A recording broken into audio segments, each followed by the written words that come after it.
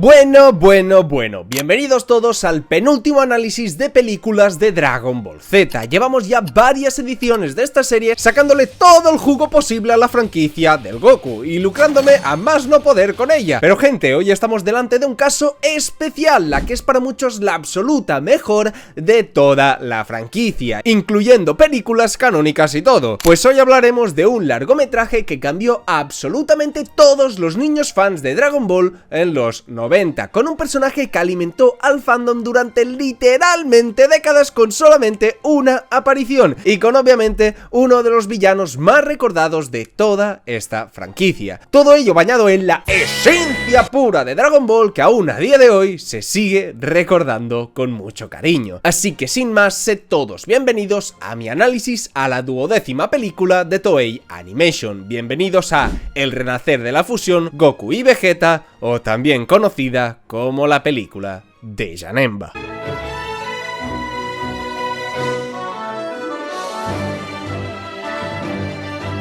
Vale gente, sé que estáis muy emocionados, pero eso no quita que deba abordar primero la sección favorita de todo internet, la más adorada de la multitud, titulada El por qué la película de hoy no fue canon. Y el tema de hoy es un tanto bastante complicado, pues parecería que se puede ubicar fácilmente antes de la saga de Buu y todo tendría sentido, pues lo primero que se nos muestra es el torneo del más allá donde Goku se enfrenta a Paikuhan, pero eso no es del todo cierto, porque Goku dice que enfrentó a Majin Buu y porque Vegeta ya la ha palmado, lo cual nos indicaría pensar que esta historia sucede en mitad de la saga de Majin Buu. Primero pensé que sería una línea alterna donde Goku fue quien acabó con el Buu gordo, pero eso no tendría sentido porque vemos que Gotenks hace la fusión, y eso se lo enseñó Goku después de su pelea, por lo que estamos en una dimensión o que Gotenks consiguió vencer al monstruo Buu, o que fue el mismo Gohan, que recordemos, este es un Gohan que nunca dejó de entrenar y que se demuestra en las últimas películas, aunque en esta no se le ve el estado definitivo, pero bueno, suponemos que es o algo así. Y suponemos también que es una dimensión donde el torneo del más allá sucedió más adelante, o es una revancha, o bueno, lo que sea, no lo explican. En definitiva, esta no es canon en ningún multiverso. Y eso nos lleva a la segunda sección favorita de mis suscriptores, el por qué los guerreros Z son subnormales. O no, porque como toda la película ocurre en el más allá, no hay subnormales que no se enteren del ki de sus enemigos. Y bueno, la realidad es que en la Tierra volvieron Freezer y 4 villanos randoms, pero bueno, digamos que Gohan Chat acabó tan rápido con ellos que los demás no tuvieron ni tiempo de detectar el ki. Así que más o menos enhorabuena a los guerreros Z, porque hoy no sois retrasados. Acabadas las secciones, vamos con lo que nos ofrece la película. Y es que a ver, posiblemente esta película puede ser la más Dragon Ball Z hasta la fecha, la que guarda más el estilo, o si preferís, la esencia de Akira Toriyama en su máximo esplendor. Pues algo que remarqué en mi famoso vídeo de la saga de Buu es como esta fue la saga más Toriyama de la historia, guardando los elementos más clásicos de la etapa Z con muchos tintes del Dragon Ball original, lo que traducido significa la combinación perfecta entre epicidad y comedia. Por eso sinceramente creo que este largometraje funciona tan bien, pues coge lo mejor de estos dos mundos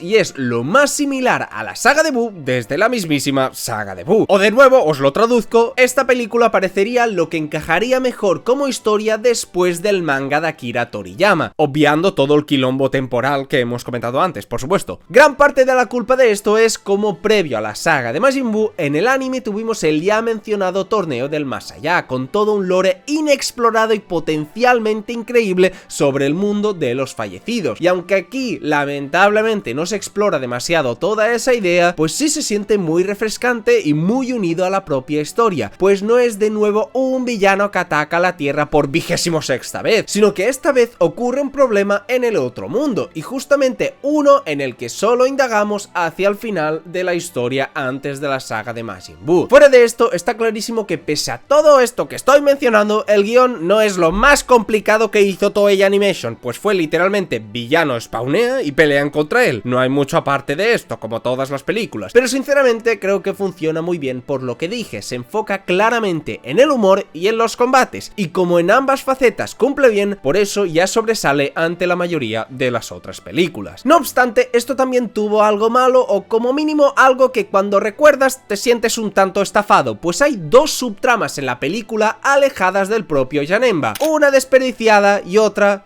demasiado desmonetizable. La primera, claro está, es la que muchos recordaréis, pues con todo el lío que hubo con las almas en el más allá, revivieron muchos personajes que se habían desvivido y entre ellos, por supuesto, estaban anteriores villanos. Están personajes canon como Barter, Rikum, Geese de las fuerzas especiales Ginyu, el Kuei ese que se enfrentó a Vegeta, el mismísimo Freezer del que hablaremos ahora, y personajes también no canon como esbirros de Garlic Jr., el Dodoria ese amarillo ultra feo de la película del Dr. Willow, esbirros de Tarles, las ranas esas insoportables esbirros de Slack, Paragus el papá de Broly, esbirros de Bojack, el mismo Bojack que joder, no tiene prácticamente nada que ver con la película, pero yo habiéndome visto todas estas seguidas, me siento tremendamente orgulloso de recordarlos e identificar todos estos pequeños easter eggs, siendo la mayoría trozos de mierda inservibles que nadie recuerda, pero estoy orgulloso. Y esto no sé vosotros, pero ¿no os parece algo increíble? Revivir a villanos para que otros personajes aparte de Goku se los puedan papear y dar épicos combates, cosa que obviamente no fue así porque la película duraba 50 minutos solamente y toda esta subtrama realmente no sirvió para casi nada. Si la historia hubiese sido más duradera, estoy seguro que podrían haber indagado más en esta idea y darnos unos combates secundarios increíbles que incluso pudiesen cerrar, por así decirlo, la etapa Z de las películas, enfrentando a todos esos villanos anteriores, cosa que obviamente no fue así, pues lo único que tuvimos fue a Gohan ultra papeándose a Freezer de un solo puñetazo, lo cual no digo que está mal, pues es increíble ver a un Gohan que no dejó de entrenar y se mantuvo en forma por los sucesos de la película de Bojack y el regreso de Broly, y ahora este sea increíblemente poderoso como para explotar al emperador del universo con un solo puñetazo, haciéndome un desastroso contraste con el de Super, que más bien fue completamente opuesto a lo que ocurre aquí, pero bueno, no hablemos de ello. Por lo que en resumen, revives a Freezer y los demás y realmente los infrautilizas, un bonito fanservice, pero poco más. Pero ¿y entonces para qué sirvió todo esto de las resurrecciones? Os preguntaréis. Pues eso fue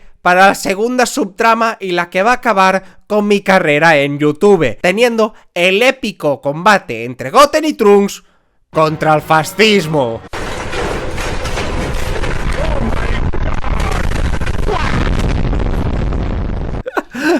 Jamás esperaba ver algo así en la franquicia de Dragon Ball, y no como referencia tonta unos segundos, no, sino que literalmente se olvidaron de Gohan y los demás, y la subtrama principal de esta película era el enfrentamiento contra este líder alemán que seguro suena a todos, totalmente increíble. Esto era la verdadera Dragon Ball de los 90 con esencia y sin miedo a la funa. Super, estás tardando en darnos un relleno que tenga de protagonista a un dictador fascista. Este líder nacio socialista, que voy a buscar todos los apodos posibles para no decir su nombre, apareció hasta en 4 ocasiones en la película. O sea, estábamos viendo piñazos entre Goku y Janemba y de repente veíamos a Goten y Trunks defendiendo a judíos.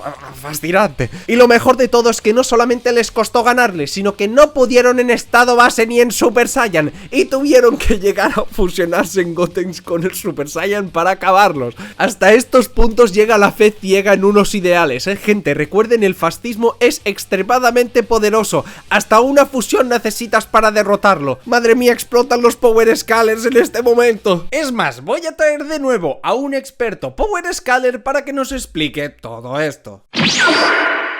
¡Ah, espera! ¿Qué? ¿Qué es esto? ¡No de nuevo! ¡Maldita sea, Servo! ¡Estaba conduciendo! ¡Ah, espero mi auto esté bien! ¡Ah, necesitas enseñarme ese truco interdimensional para invocar gente! A ver, pásame el libreto. A ver, sí...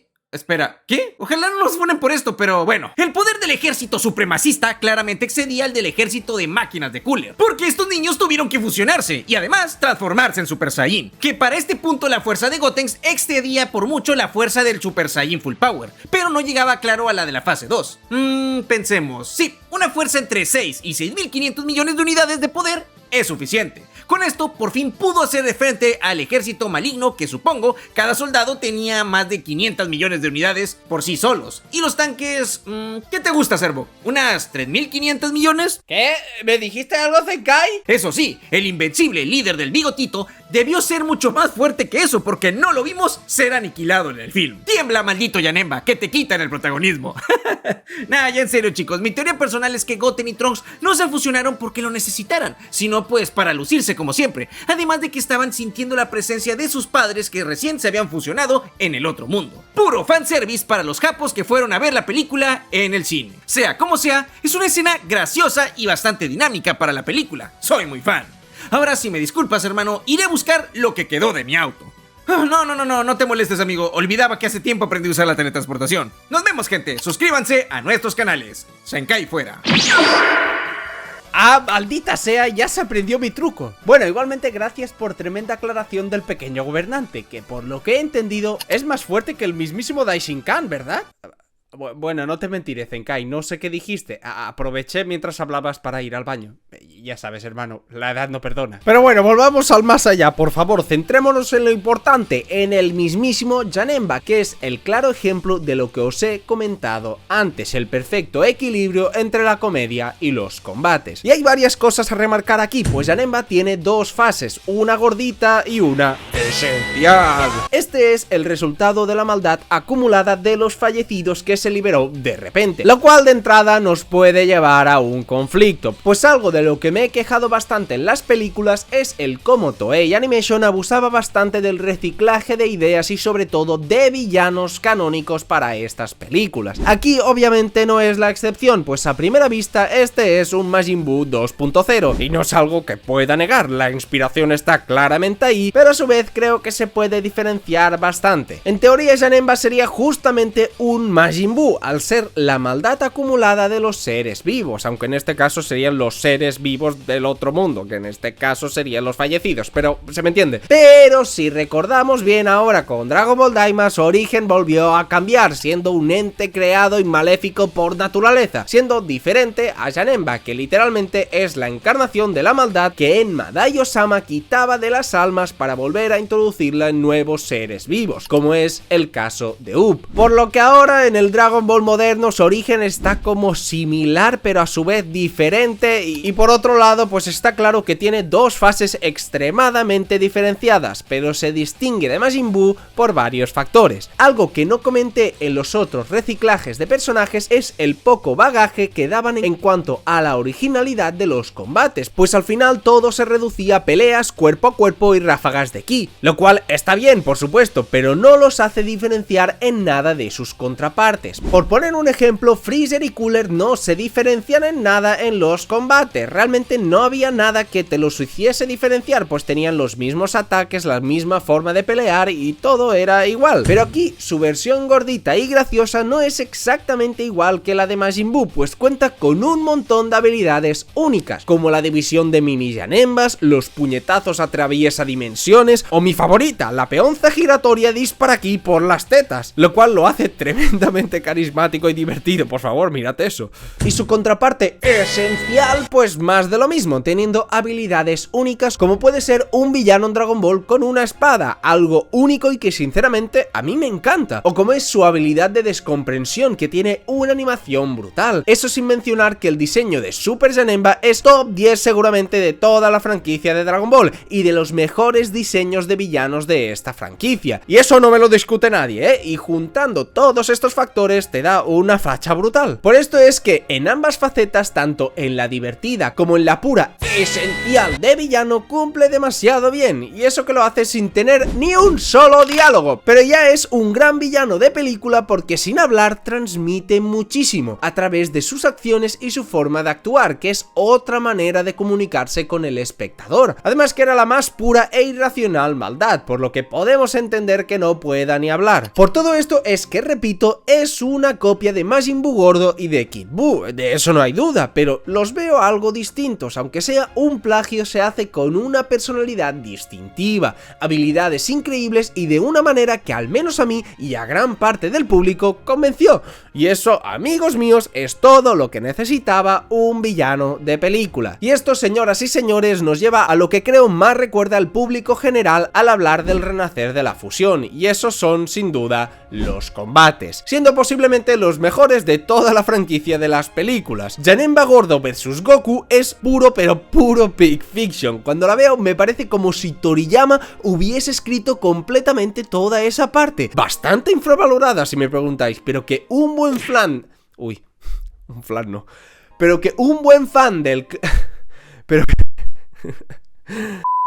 pero que un buen fan del clásico humor absurdo de Dragon Ball puede disfrutar gratamente. Me recuerda demasiado a Gotenks vs Super Buu, que fue una pelea de desmadres. Y por supuesto, luego de esta, Goku se transformaría en Super Saiyan 3. Y ¡oh, joder, qué hermoso el hijo de su madre! Seguramente el Goku en fase 3 más hermoso de toda la historia. Y también uno bien desarrollado y coherente en combate. Pues si recordamos bien en la obra original o incluso en Dragon Ball Super, esta fase fue bastante bastardeada como mínimo. Pero aquí su pelea con Janemba es puro pero puro arte, e incluso arte coherente, como digo. Pues si por algo fue desechada esta fase, era por su absurdo desgaste de energía, que no le permitió acabar con sus enemigos. Pero en esta, al Goku estar en el otro mundo, no tiene esta desventaja. Y vaya si se notó, pudiendo luchar prácticamente de tú a tú con Janemba, en una pelea que, repito, es espectacular, pese a un pequeño detallito que os contaré después. Pero vaya, en general, una bendición para todo el fan del Goku sin cejas, aunque fue bastante corto. Y eso me lleva a hablar de Vegeta, quien tiene un papel algo único en la película.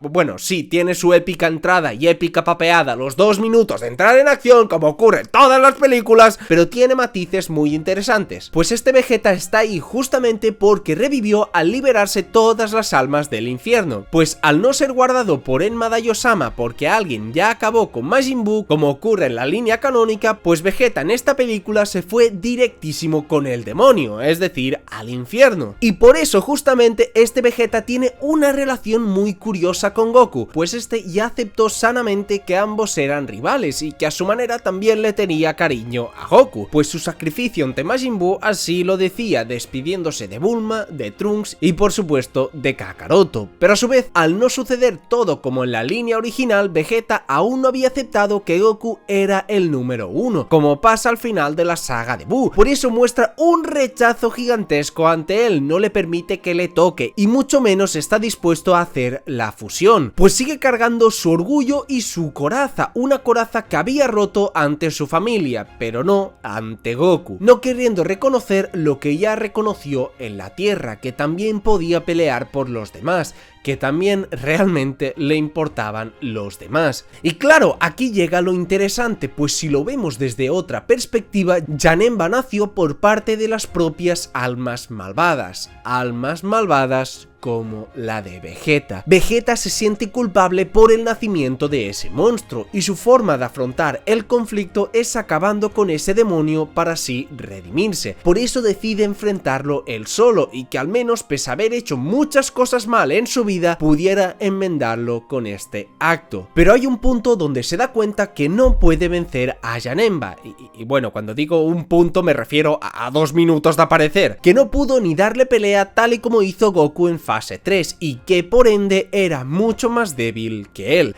Es aquí cuando Vegeta llora, se siente frustrado y acepta hacer la fusión, pues si lo único que podía hacer era que Goku sintiera compasión por él, si realmente no podía hacer frente al problema que él mismo creó, pues al menos quería ayudar a su amigo con la fusión. Es algo frustrante para Vegeta, pero muestra un cambio en él a su manera, uno distinto al de su icónica frase de Kakaroto, eres el número 1, pero con un enfoque similar, pues deja de lado su orgullo y acepta que lo único que puede hacer es ayudar a Goku, lo que traducido significa que iba a ayudar a su amigo. Un momento increíble en una versión de Vegeta totalmente inexplorada, como es el periodo donde aún no había aceptado a Goku como el número 1. Así que después de hacer unas poses que por parte del Vegeta de Super podríamos entender, pero que lo hiciera el Vegeta de Z en su día no tiene precio, de ahí, señoras y señores, nació el legendario, épico y totalmente increíble Gogeta. O más o menos, porque cómo no, hicieron la mítica, la legendaria de la fusión fallida. Pues no muchos lo recuerdan, pero el primer Gogeta que nos dieron en la historia fue la versión gordita. Y ¡qué bendición! ¡Qué bendición, gente! Pues yo soy un gran fan de Gotenks y sus bromas. Ya sabéis, soy Gotenks Lover, nací de mi madre y moriré por ellos. Yo los amo, sus tonterías de siempre me daban risa, y más cuando pensaba que Gotenks era en realidad Goten y Trunks, pues los tipos eran un desmadre. Vale, pero aquí me pongo a pensar que este tipo que estoy viendo son Goku y Vegeta fusionados, incluso en el caso de Vegeta fusionado con toda esta increíble narrativa detrás, y que acaben convertidos en esta masa gorda, es que es demasiado para mí, pobre Vegeta. Como dije, la película carga un humor absurdo, pero tremendamente similar al de la obra original, y que en un momento donde parecía que se había hecho el cambio de chip para pasar ahora a la acción y a la seriedad, además en un momento tan esperado como Gogeta, que nos salgan con este gordinflón a tirársele pedos a la cara de Janemba, y este último ni siquiera pueda pelear ni conectarle los golpes por los extraños movimientos de dos hombres cincuentones casados y con hijos fusionados, a mí me encanta. Además que usaron la carta reversa con Janemba y ahora ellos eran los retrasados. No es tan gracioso cuando te lo hacen a ti, Janemba. Pero por supuesto, el momento estrella, el momento que cautivó a toda una generación en los años 90 fue cuando ahora sí se dispusieron a hacer la fusión bien hecha, mientras Pai Kuhan entretenía a Janemba, que ahora hablaremos de él porque, Dios mío, ahora sí que la fusión sería completada y nos entregaría algo que los fans estuvieron deseando desde el momento que vimos a Vegito en el canon, la otra versión de la unión entre Goku y Vegeta, la danza Metamoru entre los dos máximos rivales y por supuesto los dos mejores amigos de todo Dragon Ball Z, dando nacimiento, ahora sí, señoras y señores, al legendario, épico y totalmente increíble Gogeta.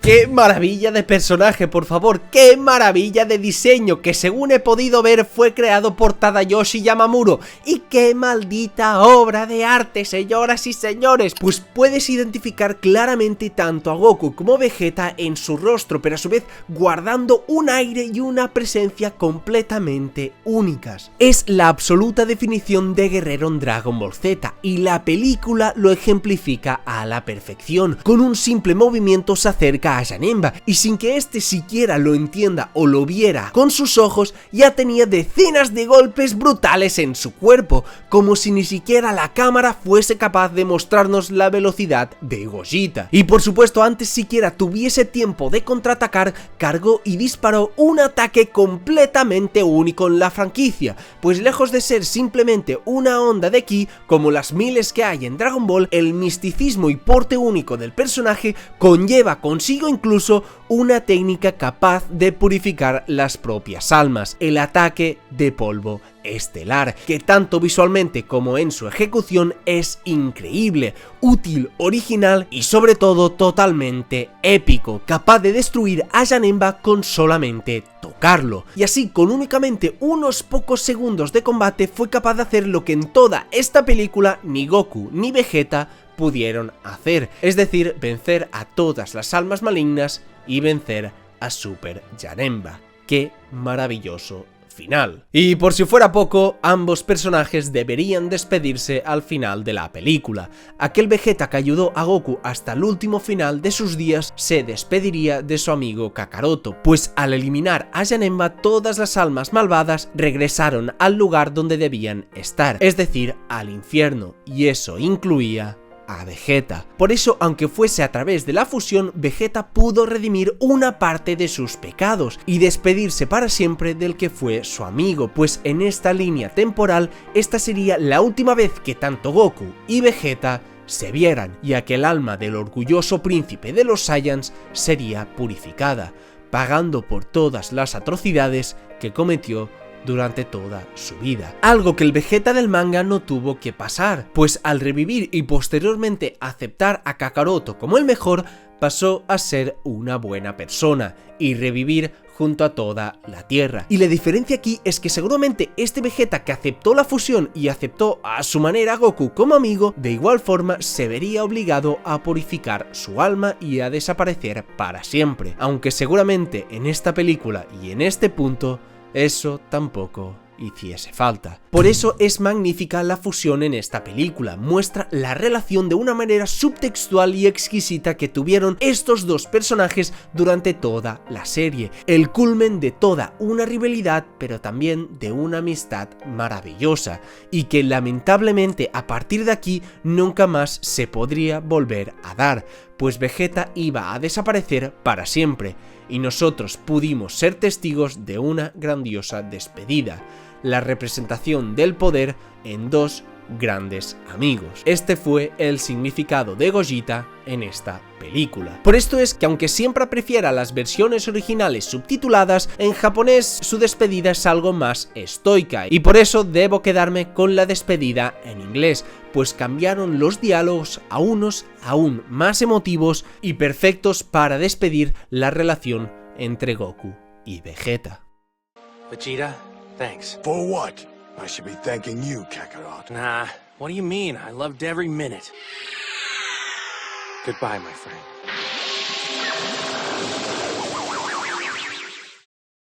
Y así fue la película del renacer de la fusión, menudo viaje, menudo peliculón con todas las letras. Como habéis visto, esta tiene de todo, momentos divertidos, momentos épicos, momentos melancólicos, todo está a un grandioso nivel. La estructura fue muy sencilla, pero eso no importó, pues lo que brillaron sin duda fueron los personajes, sus interacciones y personalidades sembraron una historia súper entretenida hasta el último momento, pues todo lo que se trató de ejecutar en la película siempre lo hizo de manera sobresaliente y por eso creo que es la película más fácil de ver de seguramente toda la franquicia. Por supuesto hay ciertas cosas malas, pues lo que comentamos de Gohan y los revividos que seguramente fue por cuestiones de tiempo que no profundizaron, pero bueno, es un pequeño punto negativo, incluso a uno le sabe a poco Gogeta, pues sale exactamente 2 minutos únicamente en la película, pero esto pensándolo bien tampoco sé si es un defecto, pues tiene un punto de vista interesantísimo y uno se extrañaría de cómo consiguieron darle tantísima popularidad a un personaje no canónico, que realmente apareció poquísimo, ya que durante décadas este personaje era oficial, pero no de la historia original y la gente lo seguía amando con locura. Recuerdo que en los videojuegos este tipo era siempre el MVP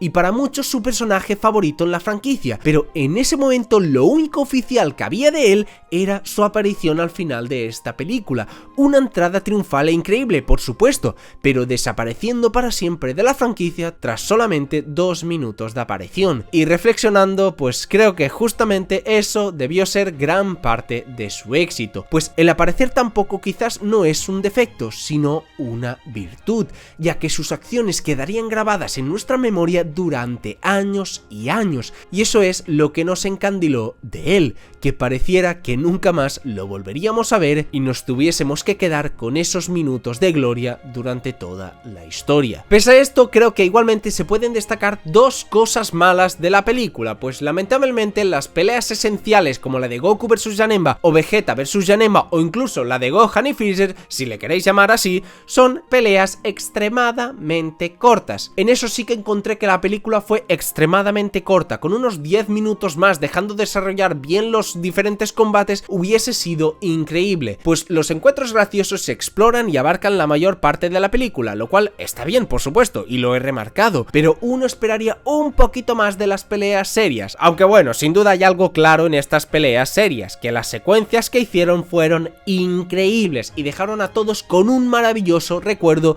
y con unas inmensas ganas de más. Pero lo absoluto peor de esta película fue lo que le hicieron a mi compa el Paikuhan, un personaje que me encanta, creo que como a todos, pero que por alguna razón en la película lo dejaron como un total guasón. Mi teoría es que como en esta no tenían a Krillin para hacer el subnormal, pues usaron a Paikuhan, lo cual creo que es bastante, pero bastante fuera de personaje. Se pasó toda la historia gritando insultos para tratar de liberar a Enma Daiyosama y prácticamente no peleó. Se limitaron a usar el mismo gag de los insultos como 7 veces y sin exagerar y redujeron al personaje a otro alivio cómico, que sinceramente creo que entre tantas bromas diferentes en la película, pues no era del todo necesario. Además que el personaje en el relleno jamás mostró una personalidad así, y por eso en definitiva es lo peor de la película y de largo. ¿Cómo no nos dieron una pelea de Paikuhan contra Janemba? Por favor, todos hubiésemos querido algo así. Pero bueno, en todo lo demás es sobresaliente, posiblemente la película que mejor se ve de la franquicia. Incluso el diseño de los fondos y escenarios son únicos, geniales, icónicos y que desprenden carisma, con una trama sumamente divertida y emocionante, con alguna pequeña sección funable, pero muy completa en todos los aspectos. Por lo que si yo tuviera que ponerle una nota a la película, sería un sólido 9. Rozando la perfección en el contexto de Dragon Ball Z y con una esencia que rebosa personalidad al estilo de la obra del maestro Akira Toriyama. Y sí, os preguntaréis qué viene ahora, ¿eh? Pues señoras y señores, se viene la última película de esta larga travesía en mi canal, con la película de Hildegard, de la cual tengo bastantes cosas impopulares a comentar. Por eso, espérenlo pronto, gente. Adiós.